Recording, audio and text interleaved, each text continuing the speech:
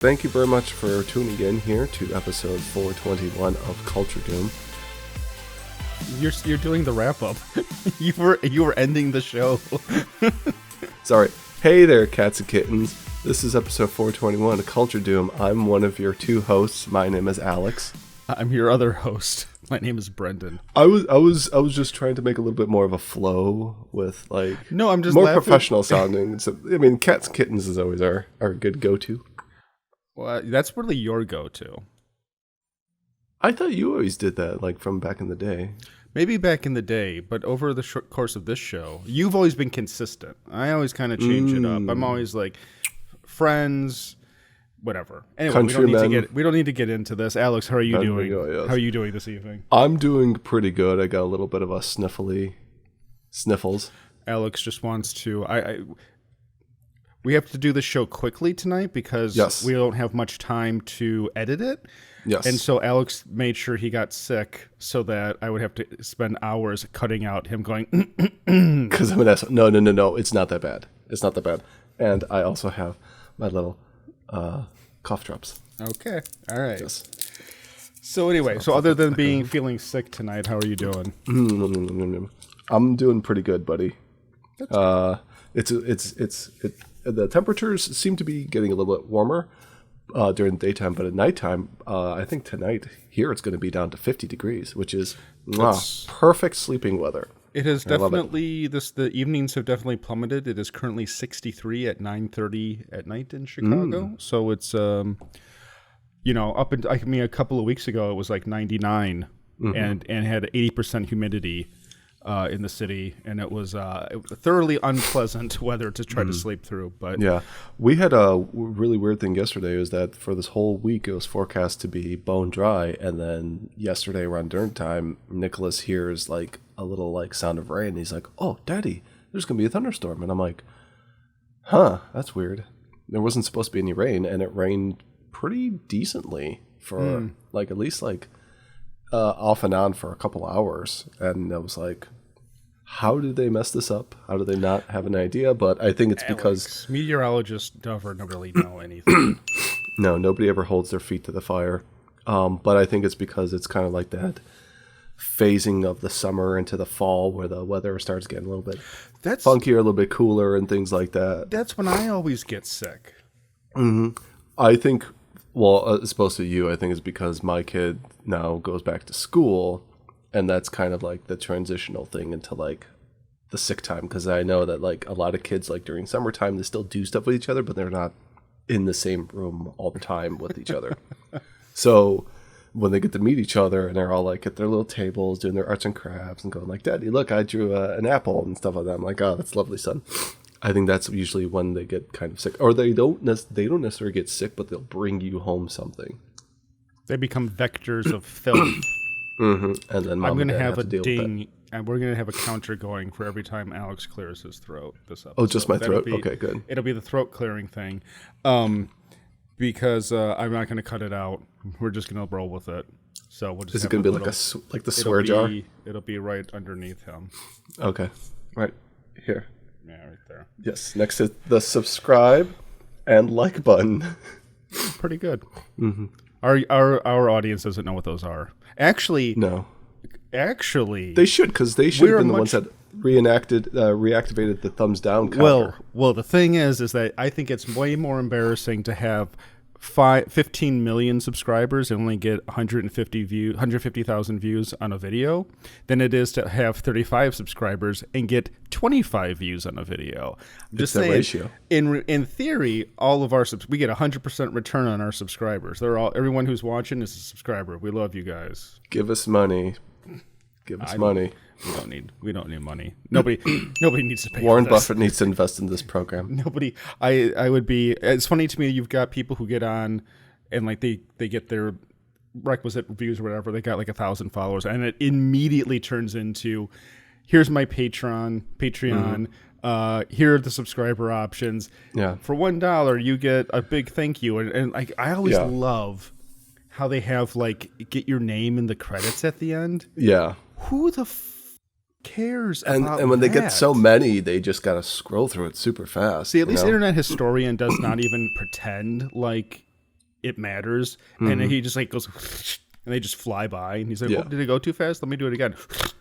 So it's or just we've been recording now for like at least like 4 or 5 minutes. Time for us to roll our Ridge Wallet segment and stuff like that, or NordVPN or what. It's always the same things too. I don't know if we would ever do sponsorships. Manscaped. Like that, but it's like there's the groups that know that they can get a return on it, and they clearly continue to do it. But anyhow, summer's winding down, nights are getting cooler, days are getting shorter.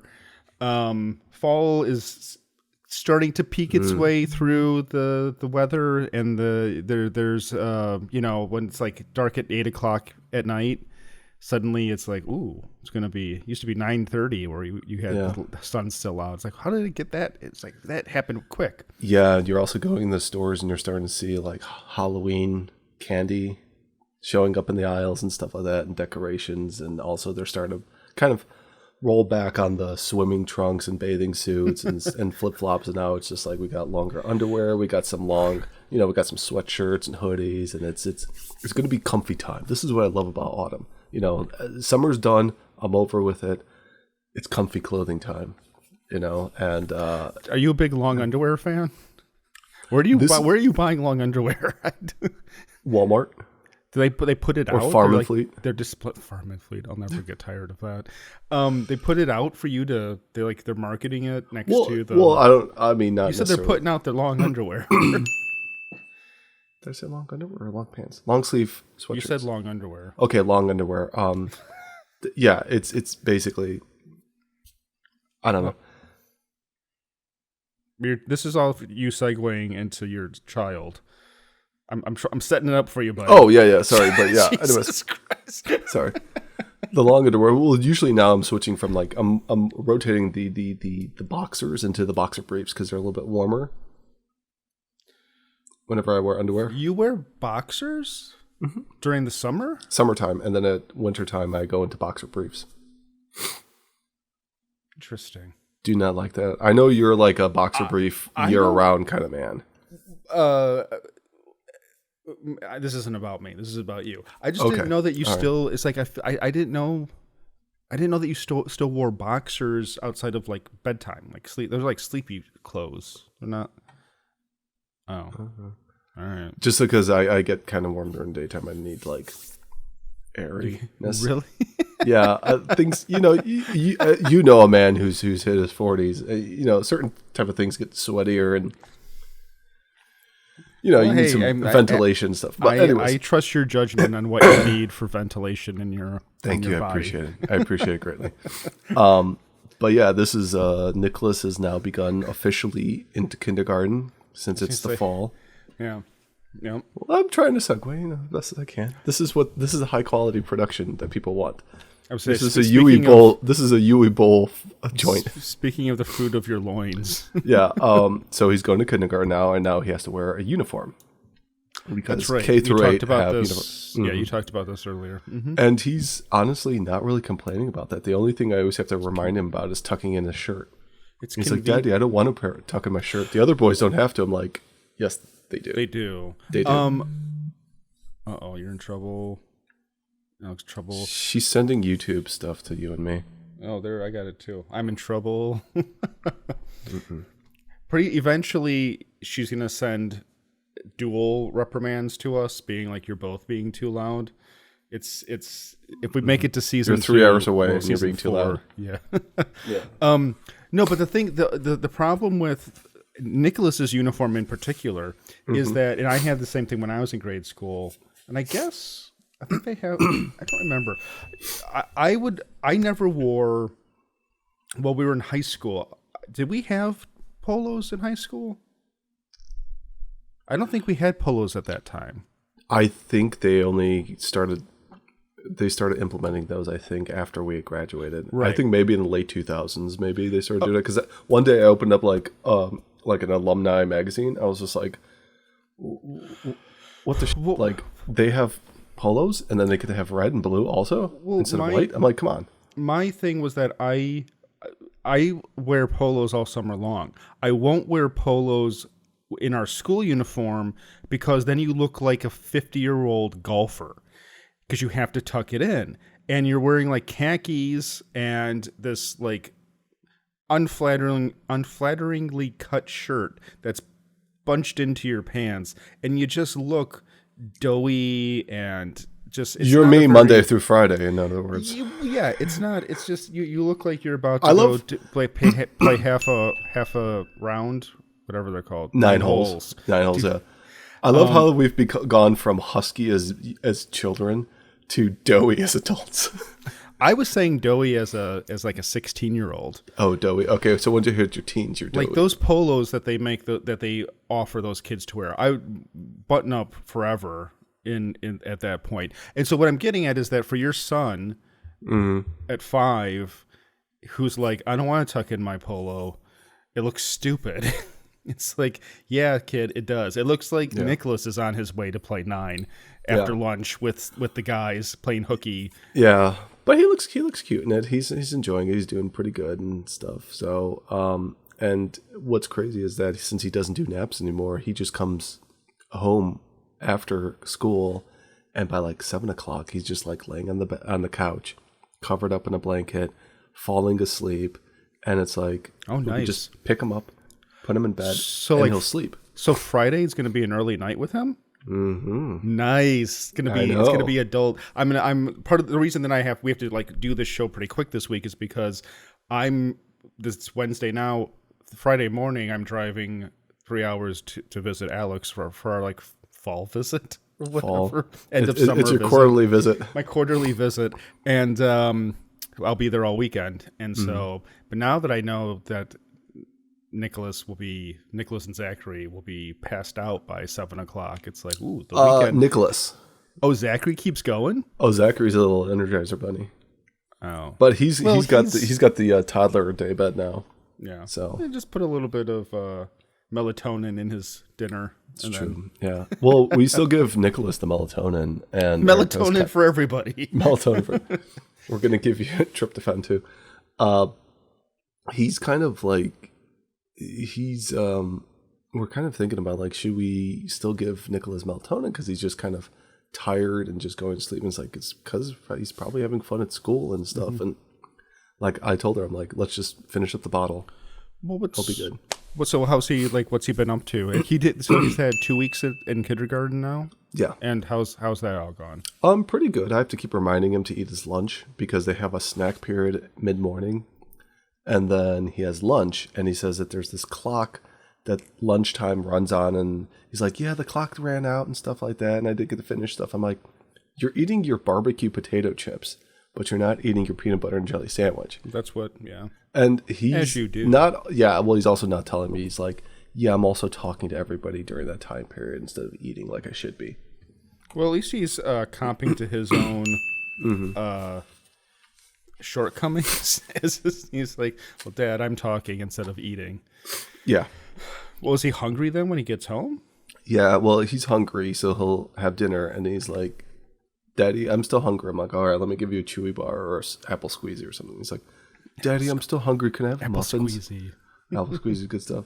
And I'm like, all right, fine, but you got to eat more at dinner time. You know, if you want more at dinner time, ask. You know, he's like, but I'm not hungry at that point. And I'm like, well, I mean, that's part of the problems of being a child, I feel, is that adults get to eat whenever they want, and they can say, you know what, I'm not hungry, I'll have something later, and nobody bats an eye. But for poor little kids, it's like, you will eat now, and if you're not hungry, there's some, like, you've done something wrong. And I get there's a tightrope there of like, enforcing order and stuff on kids. Instead of snacking all the time. Yeah. Right. And like, so I get it. But at the same time, I remember being a kid and being like at McDonald's and people being like, you need to eat this. And I'm like, I'm not hungry. Like, stop. Just package it up and I'll eat it later. Like, what's the big deal that I don't want to eat it now? Yeah. I eat it in an hour. I think it's, that counter's going. I feel like when we're younger and it's more of a set thing is trying to make sure that the kid has 3 square meals for their growth and development. But I think as kids, we kind of also are able to figure out for ourselves that if it's mealtime, the mom and dad say, oh, it's mealtime now and I have to eat now, but I'm not hungry. We're kind of at that decision-making phase where we can also be like, I'm not hungry now, but I'm going to eat when I feel hungry instead of like a set breakfast, lunch, dinner type of thing. And I think that works a lot better for us as adults, depending upon like, sometimes you can kind of be like, I'm hungry now, I'm going to have lunch at 11, or hey, I'm not really hungry right now at noon. I could hold off eating later on, have like a late lunch, and maybe just have a snack before bedtime. And I usually, like I don't even eat lunch most days. It's usually I don't eat until I get home from work. So, and I never eat breakfast. But today, because I was at work so early, it was like it's noon and I've been at work for 6 hours already. So I'm like, I'm hungry. Like this is, this is like this is a weird feeling at this time of day. It's a full day basically. And I'm like, oh, I need to, so I went and got something. But so anyway, the point is that it's hard to be a kid. You've trying to make your way, adults trying to tell you what to do, and you don't want to do it, and you don't know why they're trying to. It's like, why are you trying to make me eat, man? I'm not hungry. I don't want to eat. Yeah. And they're like, you're going to eat the food. Yeah. If you want to play with your McDonald's toy, you're going to eat your chicken McNuggets. Oh, you're Alex is like, it's not going to be a problem. It's not going to be a problem. Speaking of the end of summer. Yeah. And beginning of cold season. Oh my God. Nothing says the end of summer more than baseball shootings in Chicago. In Chicago. What a coincidence. Of all cities, too. So I'm going to give a little bit of quick background. The background of this is that a couple of days ago, this is August 26th, there was a shooting at a Chicago White Sox game. White Sox being the American League baseball team in Chicago, not the National League. Yeah, known as the Southsiders. The Southsiders. The Forgotten Ball Club of Chicago. I mean, they won 2004. They won the World Series. 2006. Yeah. And Kenny Williams was still there up until like a few weeks ago, which is surprising. But so a couple of days ago, there was a shoot. What happened was, it's very strange. The police, this is USA Today. Police are continuing to investigate what they termed a shooting incident at the Chicago White Sox's Guaranteed Rate Field on Friday night after one woman sustained a gunshot wound and another was grazed during the team's game against the Oakland Athletics. Two great ball clubs this season. Oh, just gosh. Like, of all games, if there was any matchup that you were planning on getting shot at, right. Oakland, Chicago. It seems like a joke. It's like a... And it's at Guaranteed Rate Stadium, and if anybody hasn't seen the logo for the company, Guaranteed Rate, which is, I think, like a mortgage loan company or something, it's this downward pointing red arrow, and everybody's been joking about it, that it's pretty much exemplifying the season-by-season trajectory. Oh, it is a downwards... Yeah. Okay, it's not like a thing that's like... I didn't even realize that. That's awful. Oh, I drove past it one time when I was going to Chicago, and I was just like, oh my gosh, the memes are true. It really is just a giant down arrow. I assume that means that it's good that it's going down, that your rates are going down. Is it like insurance or something? I think they're some sort of financial company. Okay. Anyway, the Chicago Police Department released some preliminary information earlier, saying a 42-year-old female victim sustained a gunshot wound to the leg, and a 26-year-old female victim sustained a graze to the abdomen. So 2 women got shot. It's really creepy watching the security footage where you can see them just kind of like the one woman like jumps up. And people are just like looking. Nobody knew what had happened, and before this was all the information that was available for a while.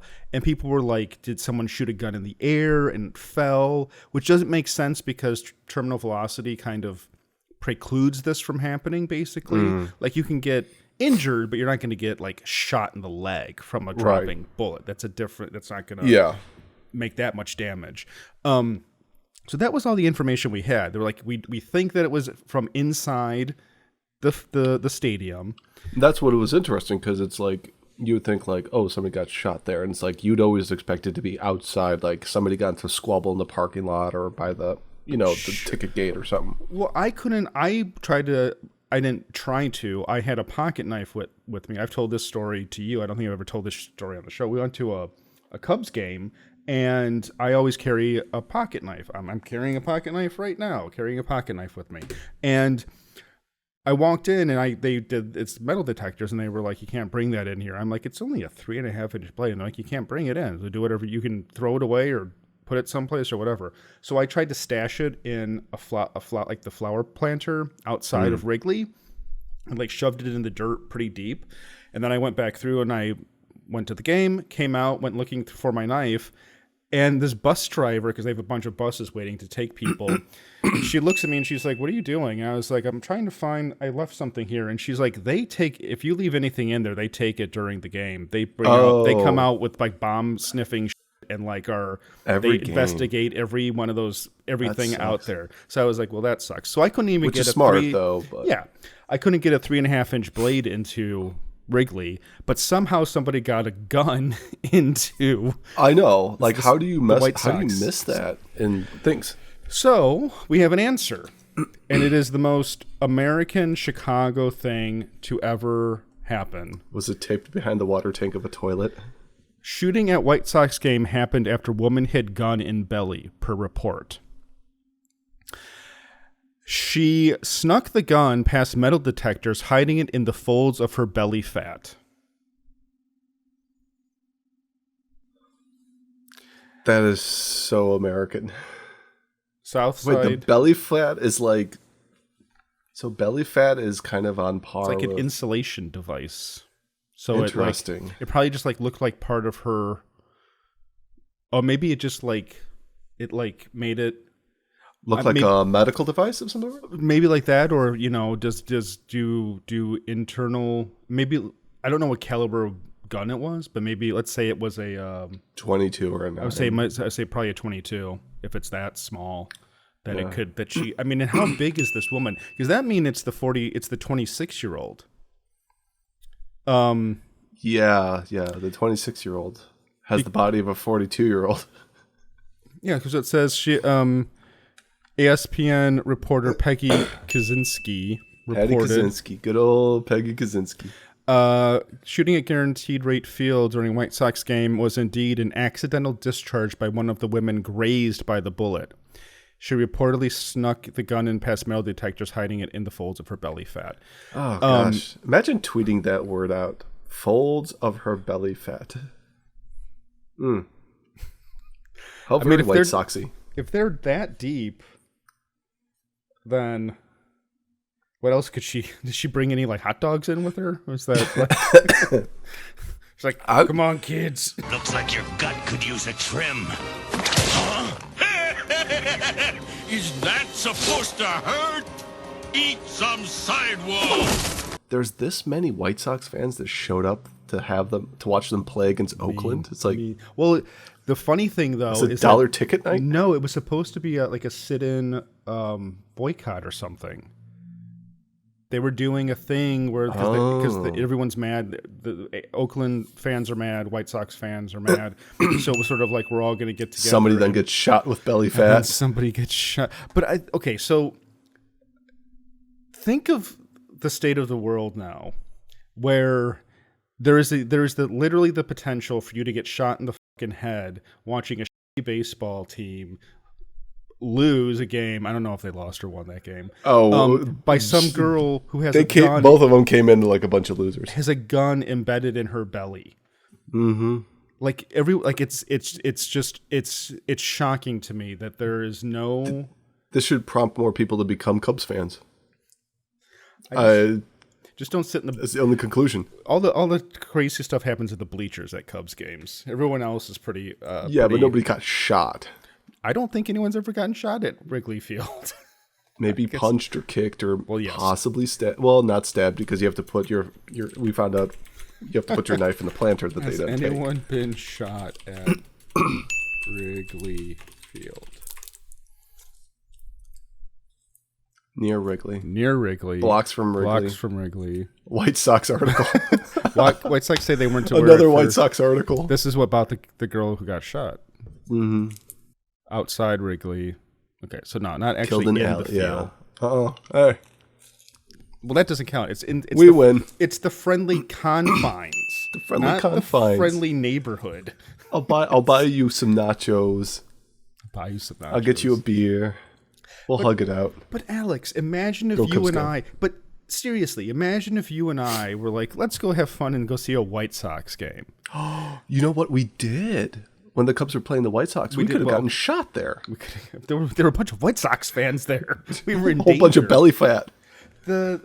Cubs fans can provide as much as that as any other ball club. Yeah, but usually there's probably nachos in between there, or some sausage. I just find it very disheartening that you can get shot in the head anywhere for any stupid reason now. Like this is it's so pathetic and disheartening that it's not outside the realm of possibility to have your head blown off while you're trying to eat a Chicago style hot dog watching a Chicago baseball game. That is Yeah. Speaking of weird stuff going on, Yeah, Alex, you're telling me about a Disney card game in the works or something? I don't know. We're gonna have to. Now I got to segue from shootings in Chicago to Disney. Disney, lovable Disney thing. Okay, yeah. Well, actually, this is something that's pretty cool. And it's coming out. This came out this August currently. And it's a new collectible card game or trading card game, TCG, CCG, whatever you want to call them. Kind of like Pokemon, Yu-Gi-Oh, Magic the Gathering. And it is called Disney's Lorcana.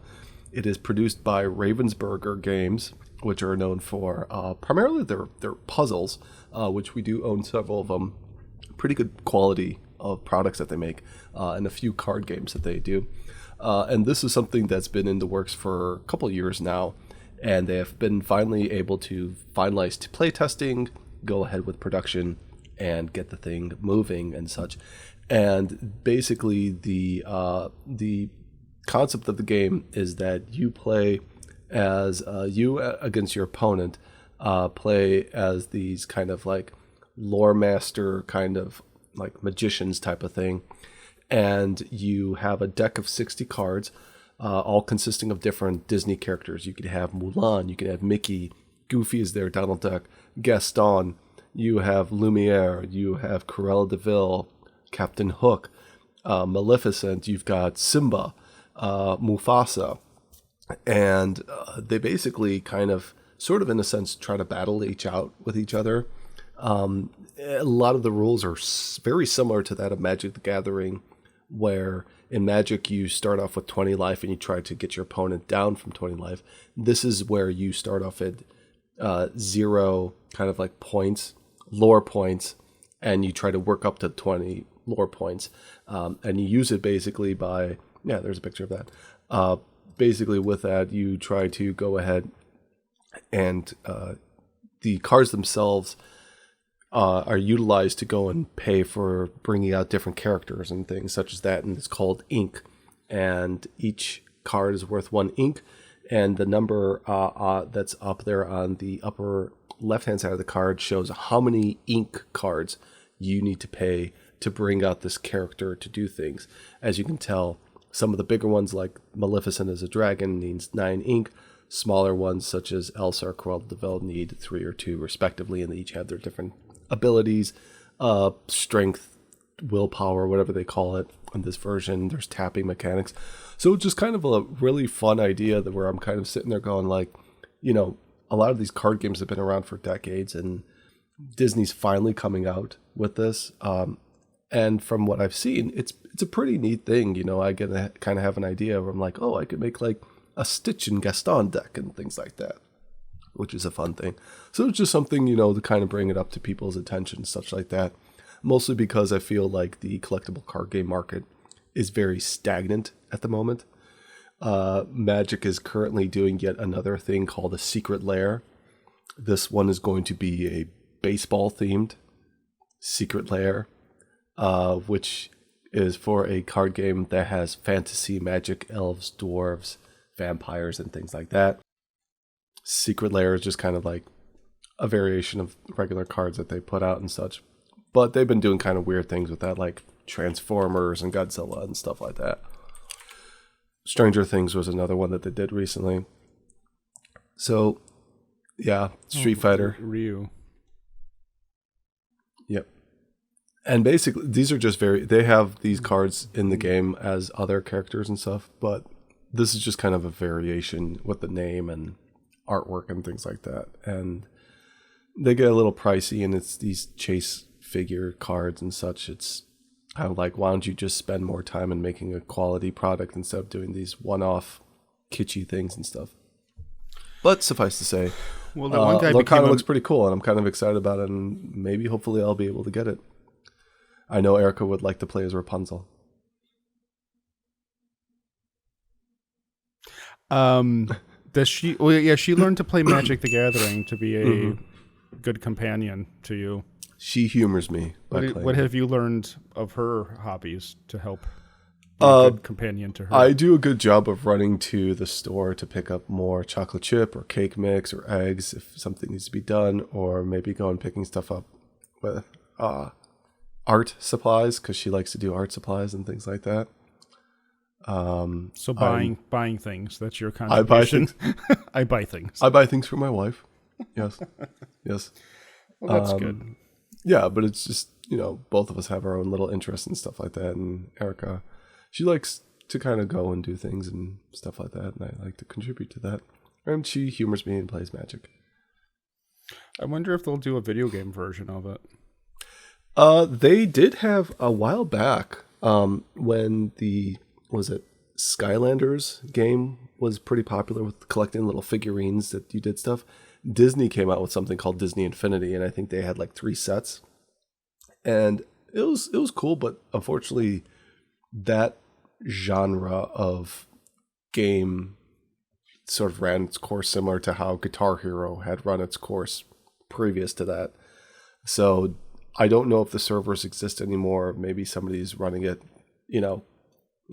user side or something like that. But it was kind of a fun thing. And if I had kids at that point, I would have gotten them, Skylanders and Disney Infinity just to kind of play and have fun. And it was a cool thing. Kind of how they had the Amiibo for the, Nintendo Switch, where you get the little character and you could, they all kind of, everybody was trying to do something like that.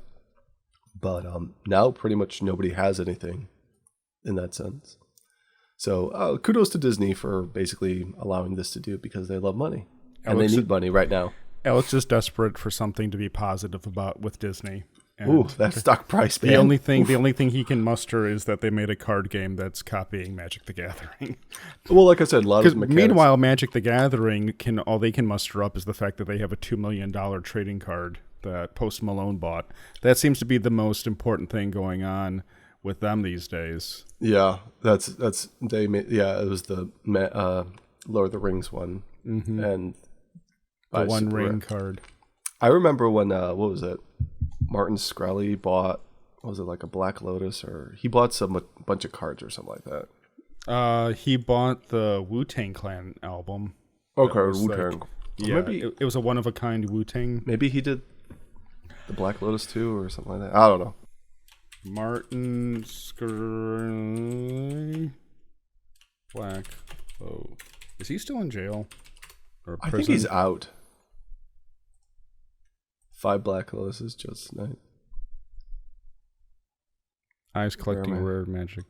Huh, good for you. Are they alphas or betas? Like you're asking me. Oh, he bought 5. Huh. Anyway. Yeah. So well, good luck to Disney. Hopefully it lasts. Hopefully the company lasts long enough for people to buy these, and Apple doesn't have to release them at a later date. Yeah. It'll be funny when some Chinese company buys Disney. Tencent. Yeah, and then Star Wars. Well, see, the thing is that Star Wars is already dead, so it doesn't even matter anymore. Because somebody was saying, so inevitably when Star Wars is sold off to the highest bidder, who would it be? And everyone's just like, it'll be some Chinese company. It will be the only people that can afford it. But it won't even matter at that point. Mm-hmm. It doesn't matter now who buys it. It's kind of like when you go on the Wikipedia page for MySpace, and you take a look and see how many people had purchased MySpace and how much they paid for it, and then how much it was sold for. It's just, you're just passing around a coffee can that's got bullet holes in it and it can't hold water anymore. Yeah, I mean, like the big news right now for Star Wars is that Ahsoka, which is supposed to be a huge series, third-party viewership numbers would appear lower than Mandalorian Season 3. They're saying that it's, I thought, lower than Andor also? Lower than Obi-Wan also. Yeah, well, Obi-Wan, I wouldn't be surprised if that was fairly, because it's got Ewan McGregor's face on it. So, and people loved Ewan McGregor playing Obi-Wan Kenobi. But so anyway, the point is that like this character that I thought was supposed to be popular or something is not bringing in views the way that really people expected it to. Yeah, she's only really popular more with the young millennials and the older Zoomers. Perverts. Yes, because of the Clone Wars series. Perverts. Yeah. Anyways, but those are not the people that translate views for a Disney streaming service. Well, when you only cater to fringe fans, you get the only fans you get are fringe. Yes, and unfortunately, they are not seeing. Disney themselves are not seeing, the big picture, which is you can't just keep pumping out Marvel and Star Wars and hoping something clicks with people, because it's not bringing people. It's not. Secret Invasion is like the least watched thing ever released on or not. Is it Secret Invasion? Secret Invasion is before Secret Wars is a different thing, right? Yeah, it's a different thing. Okay. Well, I mean, the thing is like, they're still with Marvel. They're still at the problem with nobody cares about Marvel stuff after the Infinity Saga. It's just peeing in the wind, guys. Sony's portable PlayStation Portal launches later this year for $199.99. Oh, that's right, kids. We're doing it again. We're going back to the handhelds. So news came out officially that Sony is going to dunk their toe back into the portable handheld gaming market once more. I guess in an attempt to compete against Nintendo, who their console is primarily meant to be portable and handheld, but a lot of people like to dock it and stuff. This time they are going to be coming out with their own version of the PlayStation portable, or this one's called Portal, $200 this year.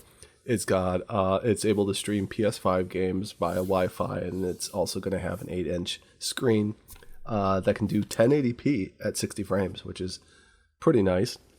The way it's going to work is that it's actually going to use Wi-Fi to connect to your PlayStation 5, and you'll be able to somehow play this on, like, if you want to play your PS5 while in the bathroom, you could technically just drag it in there with, a TV and play it right there, but this is, I guess, something that's going to be able to allow you to, do that from a different location. I'm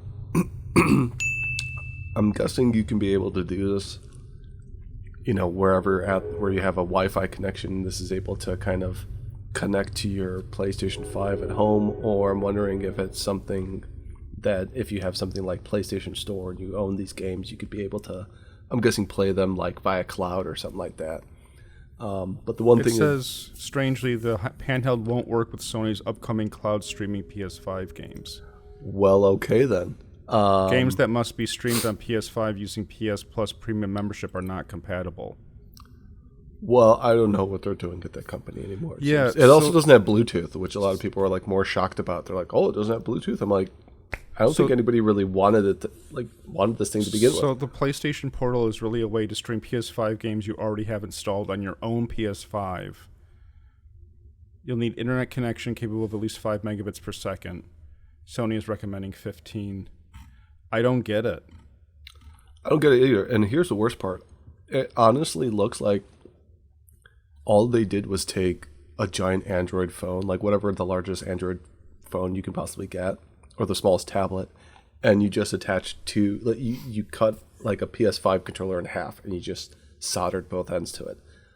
It honestly looks like some sort of like third-party add-on thing, like made by the people who brought you Ouya or something like that. It's not very attractive looking, to be honest. I know it's trying to go for the current PlayStation style and motif, with the big white things and stuff, like the controller handles, I guess you would call them, or grips.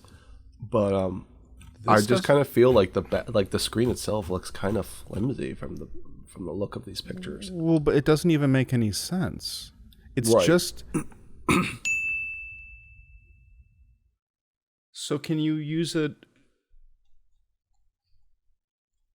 Do you have to be on your home network to use this? I'm not really certain. Because it makes it sound like you have to be, because it's like it has to use Wi-Fi.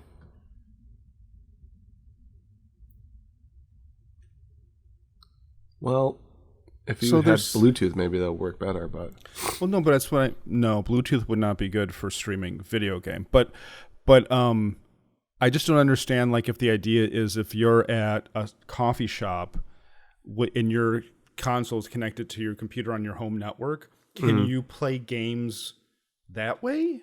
Can you?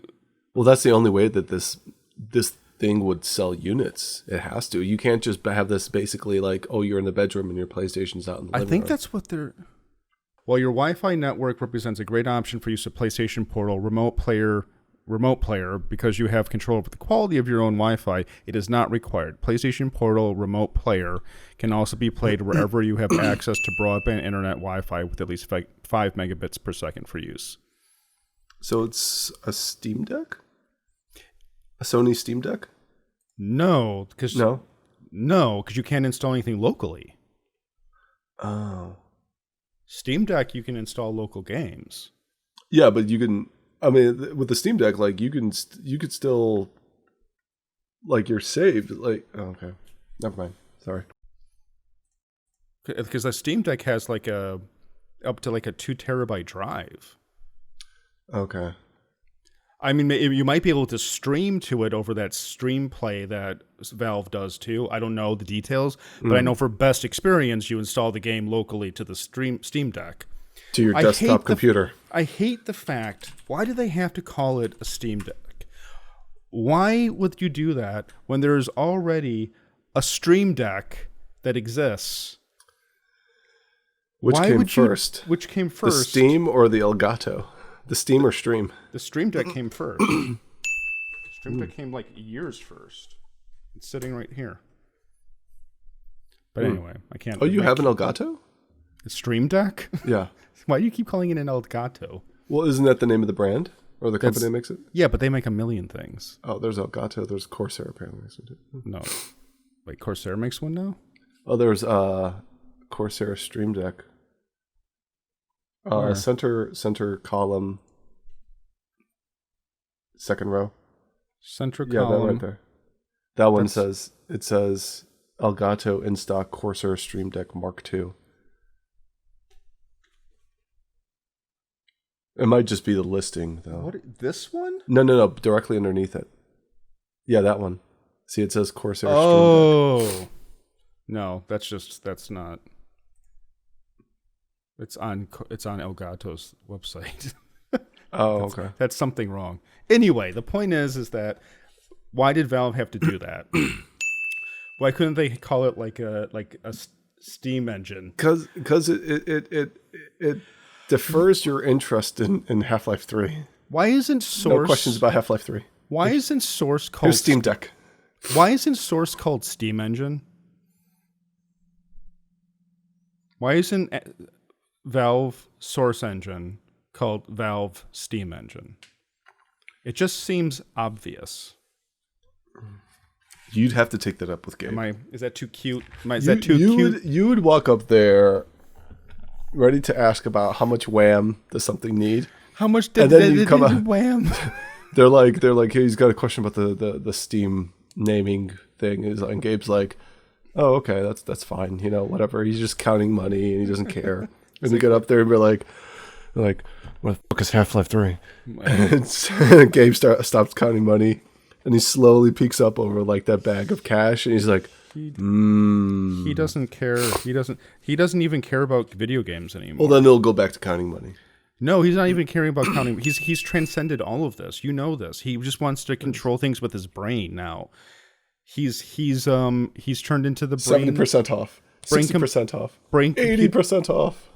braid computer interface guy is what he's interested in now. He doesn't care about video games. He's got too much money. Now he wants to be able to implant. What is his net worth? It's like 20 billion or something. In rubles. Look it up. I don't know. It's multiple billion. I've never seen him on any type of so I have to wealthy look it people up? list. I mean, is he wealthier than Bobby Kotick? He is worth $3.9 billion. Shit. So I never see him get on those lists. It's so weird. they only because he's not fashionable. Because he's trying to make computer brain interfaces, and nobody. Bobby Kotick net worth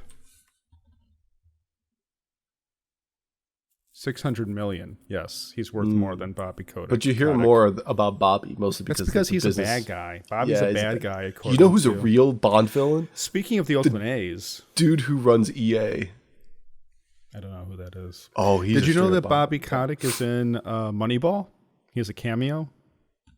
How much He did plays. he pay for He that? plays the manager. He didn't pay for it. He's a friend of the director, and the director asked him to do it. Okay. And he's good. Bobby. He's good. He's playing. Jesus, Alex is dying over there. We're not going to compete with these teams that have big budgets. We watched a movie. We watched a great movie. One of mine and Erica's favorite movies. So I have a question, really quick. Yes. Yes. Because Erica is also a big fan of Blade, yes. and you offered me a choice of watching this movie or Blade. Mm. And I was like, well, Erica wants to watch Blade. And then you just mentioned that she likes this movie too. And the unifying factor in this is Wesley Snipes. And so my question is, does Erica have a crush on Wesley Snipes? At least 1995 Wesley Snipes. No comment. Like bleach blonde hair Wesley Snipes? Well, he's just got fancy hair in Blade. Yeah, well, basically it's his natural hair color in Blade. It's Yeah, the but he's same got kind of fancy haircut. It's true with the lines. Mm-hmm. It's pretty sweet. I'm trying to think of you know who I think my favorite, what's your favorite Wesley Snipes movie? Ooh. Is it Blade with fancy? I'd have to say Blade. It would probably have Fancy to hair. be. He's got good movies though. His hair looks like a blade. Yeah. I mean, look at that man's that haircut. That's a haircut you could set your watch to. I mean, that thing is sharp as hell. Yeah, that's like the closest one. Mm-hmm. Also, there's a whole search for Blade Wesley Snipes haircut. It's sharp and then it also goes up a little bit. Damn. Yeah. Good stuff, man. Good stuff. Kind of feel like it's a comic book movie when they actually were Trying. Yeah. So what, Blade your go-to? I think Blade, yeah. I have the entire trilogy on Blu-ray. I think, off the top of my head, Passenger 57 That's a good one too. would be my favorite Wesley Snipes film. It's a little bit more grounded than Blade, but it still has that like More of a thriller also. There's action in it, but it's more of a thriller. It's a slower pace. it is, but there's still it's still like campy action in there too. But it's more serious. Yeah, it was tone. that. I mean, what was great about, I would say, like action movies in the 80s compared to action movies in the 90s, where action movies in the 90s were still, they were taking on that campiness to it and stuff like that, but still, New Jack City though. Ooh. Yeah, New Jack City though. To Wong Fu, thanks for everything, Julie Newmar. I saw that. New Jack City's a really good movie too, I have to say. U.S. Marshals. Uh-huh. Major League. League. I forgot he was in that. Passenger. White Man Can't Jump. That's like a whole other. Oh, Blade's number one. So, Yeah. But like White Man Can't Jump. Yeah, I remember watching that at the Dollar Movie Theater with my mom. So at 92, I was 9 years old. 9 years old, yeah. You know what it was? Bulls era. Bulls era. You know, I was like, Mom, I want to go see the basketball movie, please. Yeah. And then that one girl's boobies were out, and my mom was like, I don't know about this. Cover your eyes, Brendan. Yeah, that was the whole thing. And like, it was one thing. It was bad enough to have your eyes You're like, covered. oh, poopa, and then all of a sudden here goes the mom hand over your eyes. Yeah, but it's like in the movie theater, it was more embarrassing because it's like there's other like I'm with my like the adults. I'm like trying to enjoy a fine evening at the cinema, and then like your mom's covering your face, and that's just sort of like, oh, come on. She's cock blocking your keynote intake. We're in. I don't want to ever hear anything about my mom cock blocking anything for me. We all were there at some point. We all had the mom cock block on a movie. Oh God, stop saying that. Sorry. I don't like that order of words is making me uncomfortable. Sorry. Anyway, Alex, what movie did we actually watch this week? We watched the classic 1993 action futuristic film with Sylvester Stallone and Wesley Snipes called Demolition Man. It is, like I said, a film from 1993. The film itself originally opens up to the year 1996, in which they have a glorious panning shot of Chicago. It's not Chicago. What was it? Los Angeles? I couldn't tell the difference, quite frankly. It goes through the Hollywood sign, so... Are you making a joke? I could have been the old Boeing headquarters sign. I don't really know, but yes, I'm making a joke. Okay. I can't tell the difference nowadays. Anyways, boo, boo. So it's Los Angeles. Sylvester Stallone plays John Spartan, who's kind of like. Speaking of Spartans, how did I miss that? It's very good too. He plays John Spartan, who's kind of like a demolition SWAT kind of super cop. Who goes in to stop this criminal kingpin, Simon Phoenix, played by Wesley Snipes. He's able to defeat him in his fortress, but by doing so, he... The Ovaltine Factory? The Ovaltine Factory, which is now beautiful apartment buildings in Villa Park, Illinois.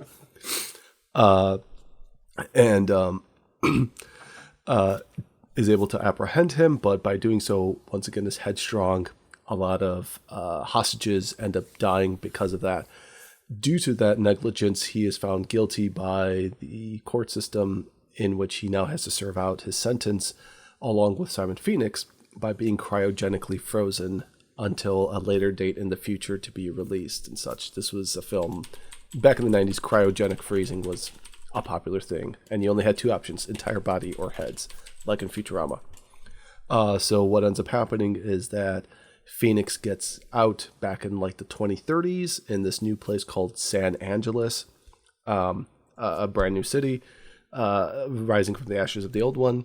He ends up going on a murder, death, kill streak, in which the decision with the police at that point is to release John Spartan, who's the only guy to bring him down, and Maniac goes after another maniac. Well, because the police department doesn't know how to deal with a violent criminal. It's run by Sandra Bullock and Rob Schneider. So it's not run by them, but well, it consists of them. No, it's because it's an idyllic, peaceful society that does not know how to handle such a violent criminal. And the famous quote from Rob Schneider is, "We're police. We're not trained to handle this kind of violence." Mm-hmm. And then hilarity ensues. Yes, hilarity ensues. And three seashells. A lot of cultural, modern cultural or society type of stuff kind of comes from this, or kind of you could see a little bit of a connection between things now and stuff back then. Brendan, what did you think about the Demolition Man, which also had toys for children? In the future, you have to defrost a cop to put a criminal on ice. Sylvester Stallone is John Spartan, the Demolition Man, the toughest cop in the 21st century. But Wesley Snipes is cold-blooded Simon Phoenix. Simon says freeze! Now fry like a chicken. But Demolition Man always keeps his cool. Hey, you didn't say Simon says. The future isn't big enough for the both of them. Demolition Man, figures and Bowler Jet each sold separately, new from Mattel.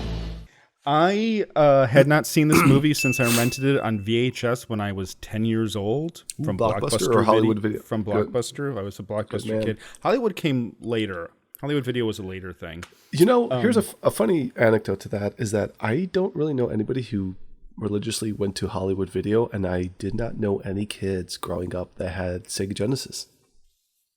Everybody I knew had a Nintendo. I found it very weird when I look back about it these days. Well, I see. I appreciated any new video place because it expanded the anime availability, because it inevitably had different stuff available, and even different locations of Blockbuster. Because once I had cleared out all of the Blockbuster in my neighborhood, Blockbuster anime VHS, it was like, Mom, can we go to the Blockbuster in West Aurora and see what anime they have? And my mom was like, I guess. And I was like, oh my God, they got Orgus. What's Orgus? It's mine now. And then I was like, oh, this is old. Yeah. Don't know what Orgus is.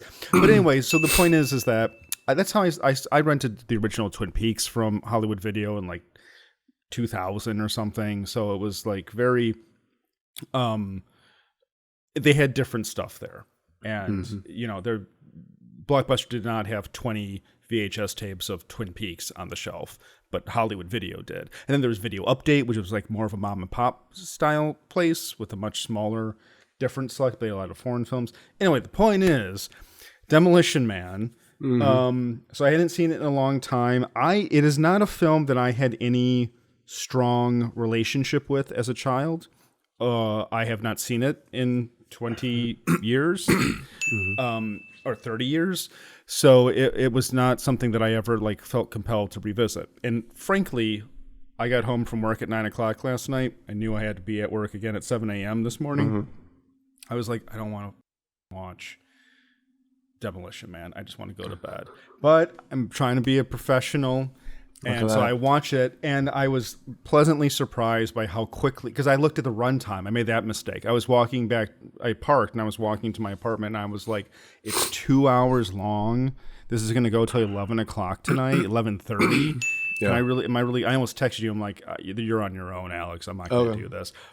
No, I didn't. No, I would have been happy to talk about it by myself. So anyway, I was pleasantly surprised by it, and it's funny to me because I think that because of how the world has evolved and changed since 1993, I think that it's a better movie today than it was 30 years ago. Right. I think that the benefit of hindsight and has made the satire much more biting than it was when it originally came out.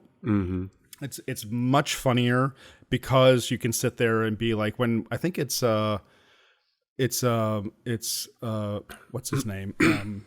Wesley Snipes is saying like, bad news in the future is that everyone's a pansy and weak-willed or whatever. He's got some line about like, and I am sorry to say that the world has become a pussy-whipped Brady Bunch version of itself, done by a bunch of robed sissies. Question to ask you: did you notice what restaurant they went to with when he was invited by Dr. Cocteau after he rescues him?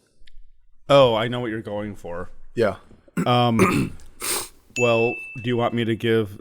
I can give you the answer that you're. I know what you're. What do you want me to say? Do you want me to say Taco Bell? I mean, yeah. Taco Bell is the one I saw when growing up. Because that was what the Americans got. However, potentially this last time I saw it, it may not have been Taco Bell. Hypothetically, it may have been Pizza Hut. Pizza Hut, whose employees are also dressed up as mariachi, and they serve you nachos and beans on a fancy platter. I did think that. See, and it's funny because I would just view that as it's the weird future world where that was something I have a complaint about that I found too kind of dumb. It wasn't too futuristic? No. It's only been 30 years since he was put in cryostasis. Yes. And they act like it's been 3,000 years. Especially the older people.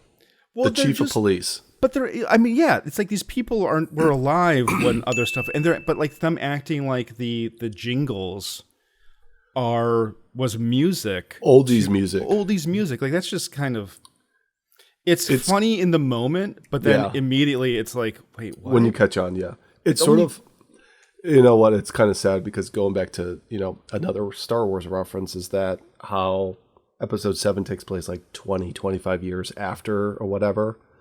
And everybody's acting like the Jedi are like Arthurian legends and stuff like that. Well, that only gets weird when they started introducing like all of the Jedi from the Clone Wars, like everything that they did like post episode. So it's about 50 years in a sense. No. But I'm saying is that when it was just Obi-Wan and Yoda were the only surviving Jedi, that wasn't a big deal. Right. Because there's only Luke then, and he was off with a handful of people on a Death Star, and nobody knew what Luke did. They didn't. Yeah. That stuff from The Force Awakens didn't bother me so much. It's when they introduced that there's hundreds of thousands of Jedi that actually survived Order 66, and they're all over the galaxy, then clearly people would know what Jedi were. Right. And so it's like Disney like f***ed up their own timeline by going back and introducing, well, I mean, you know, what's his name didn't help either, but anyway, back to Demolition Man. Mm-hmm. So what did you think about Demolition Man? Demolition Man is a great, fun kind of early 90s satirical look at to what a fish out of water would be like in the future. They nailed a lot of the technology pretty well. Like the video conferencing call would be like a Zoom call. The self-driving cars, which are electric in the movie, we're kind of developing that right now. The three seashells is another fine example of that. That they'll probably come up with something because toilet paper is terrible or whatever it is. The three seashell thing sounds way worse to me. I've seen some like deviant art about them trying to figure out the process and what you're supposed to do with the seashells and stuff like that. And I'm never really quite certain what it is. It involves using them like castanets and pinching things, pulling or something like that.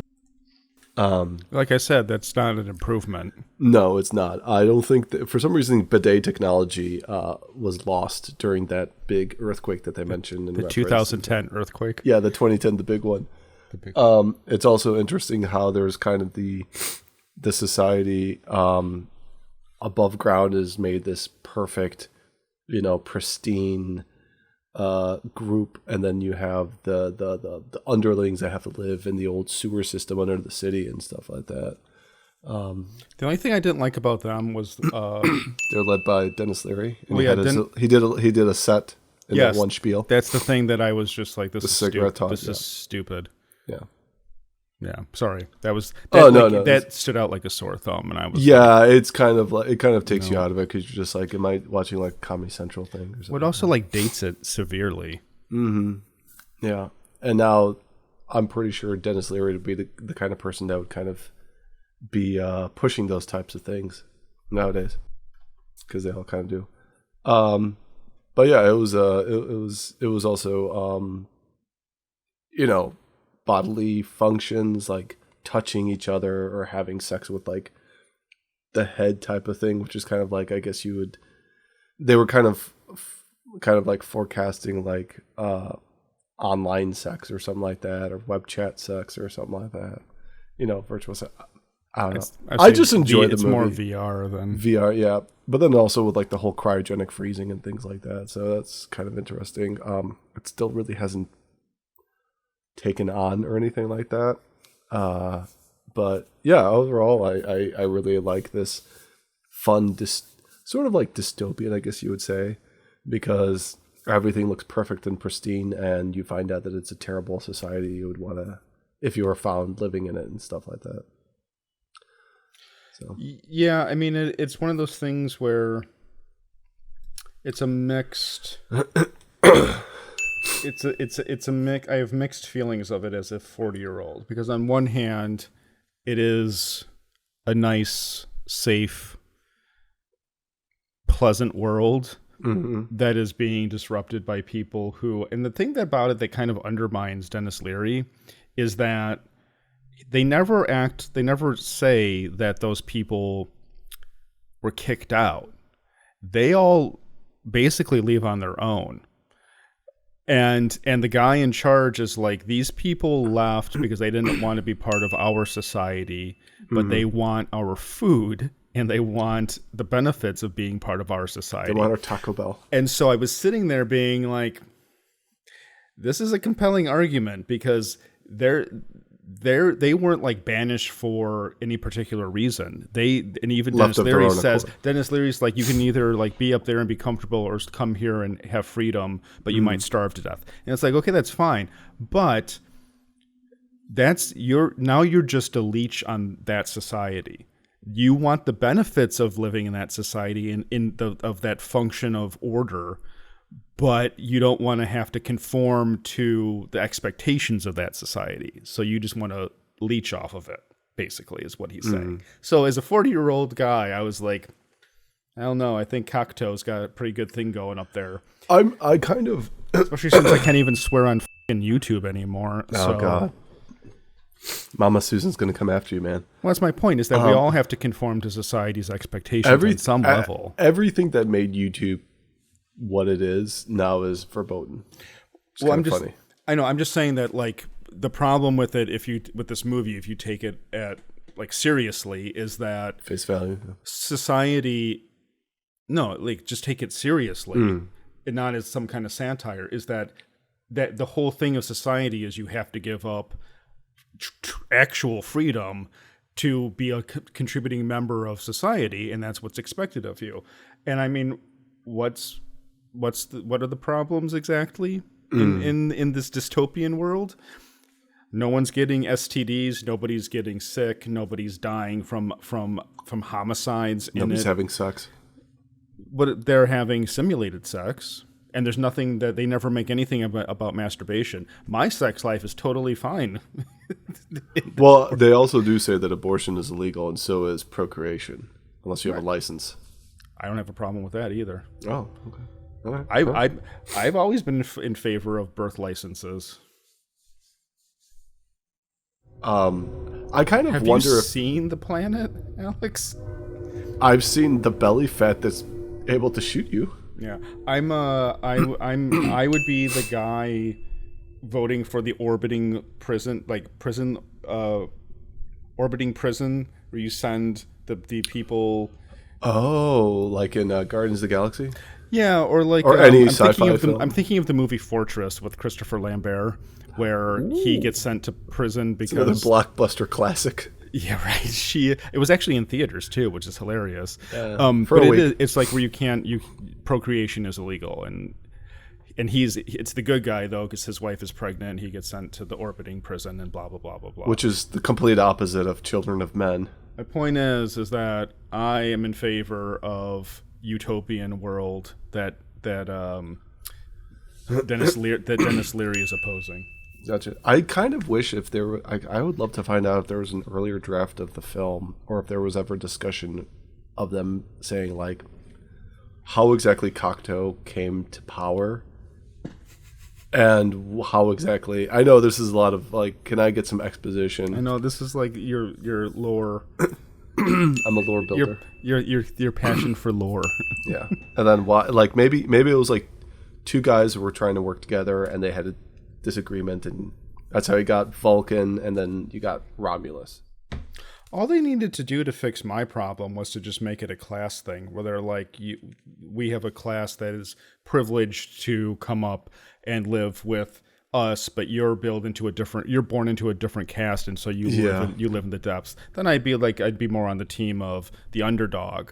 Where in this one, it's like, well, this is self-imposed starvation because you don't want to be part of the winning team. So basically, I viewed this film as a tragedy for the human race that has been corrupted by Sylvester Stallone and Wesley Snipes. And toilet paper. Lack of toilet paper. No, and toilet paper. Oh, and so they reintroduced the toilet paper. He reintroduced the toilet paper into the... I like the swear. I like the swear ticketing machine. That's because throughout the film you could hear them like say something, and then like in the distance, very faintly, you could be like, "Beep, John Spartan, you are issued one citation." There are two scenes that I remembered from when I was 10 years old and watched that film. One of them was when he didn't know what the three seashells were and swears into the machine to get enough toilet paper. the other scene was the sex scene, which I was like, Yeah. this sex looks horrible. Everything's blue. No, nothing got. I didn't have. That wasn't censored for me. It's nothing on it. I don't know, but I was just saying that the sex scene has a lot of blue and. Well, it's like all like it's all like flickery and horrible and scary. Yeah, like real sex. Alex, how many pots of gold would you give Demolition Man? I'm gonna give Demolition Man 3.5 pots of gold. 3.5 pots of gold. It's a strong movie. If you're a fan of satirical dystopian future films, such as, like I said, Starship Troopers, and you've never gotten to see this, it's a great movie to do so, especially with the any weekend or any night that you might be having.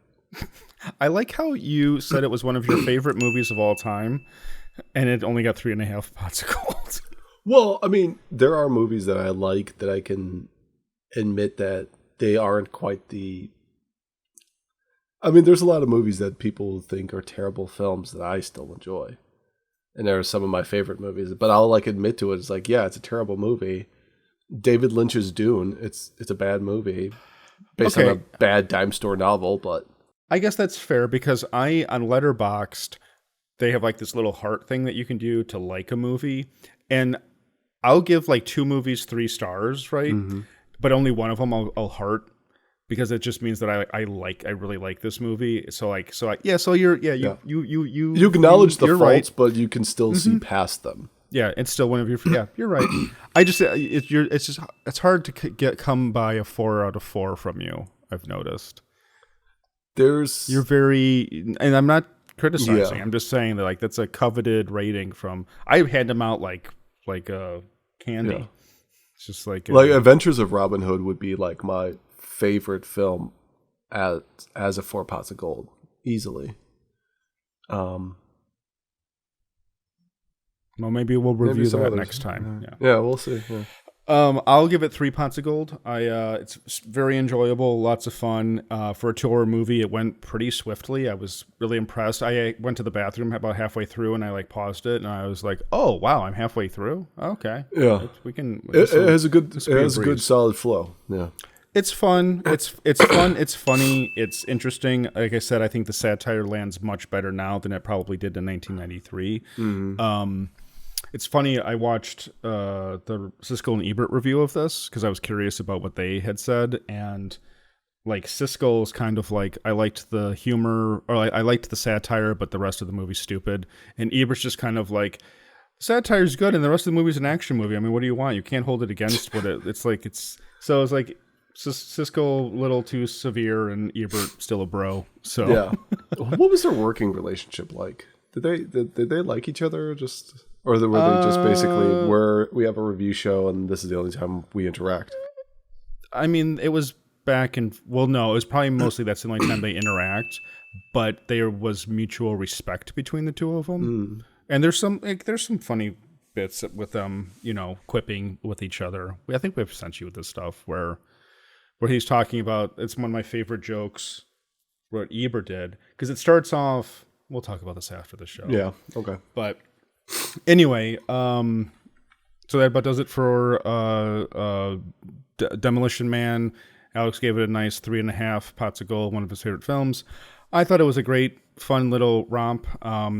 Check it out if you're interested. It holds up pretty well and has a lot to say about contemporary society, even though it was made 30 years ago. Yep, and some great practical effects and stunt work and stuff, not really existent nowadays. I did want to say the set design and the physical sets that they built for that are really cool. Yeah. And fun to see it sort of reminds me of they used to do the stunt shows at Six Flags and stuff where it's kind of got that, especially in HD, it's got kind of a little bit of a campiness, not campiness, but cheapness to it. You know what I mean? Where it's sort of... But it makes it so much more endearing, and you can appreciate the work that went into it that they were trying to do. Speaking of the props, Alex, did you know that the Sylvester Stallone flat, frozen in ice, Demolition Man was a prop? It was like a plastic mannequin. Yeah. It's It was a guy, Jeez. and it had been floating at Hollywood. It had been floating above in a Hollywood Planet Hollywood. Yeah, That there would we be go. amazing. I would just be like eating my chicken tendies and be like, "This is the coolest thing ever." I like how they gave him little Emmys. But then it showed up in a. They found it in a antique store in Australia. That's weird. Jesus Christ. What the? They stuck a little thingy on him. Antiquing and Katoomba. Yeah, they must have what's going on Wait, what? here? Related That articles. article. China's Enterprise first Group. sex-style hotel sealed off by police with customers still inside. That's amazing. Oh, Chinese. Oh, when was this published? This is 2 years old. Oh, this would have been perfect. Anyway, that's a story for a different time. Even as a mannequin, she's very modest and like covering herself. Alex, would you please wrap up this week's episode of Culture Dome? Yes. Thank you again for tuning in and listening and enjoying all of our quips and funny anecdotes and reminiscence of life and childhood. And our reviews of classic 90s blockbuster rental films. This was episode 421 of Culture Doom. On behalf of Brendan, this is Alex saying Dopamachnia. Until next time.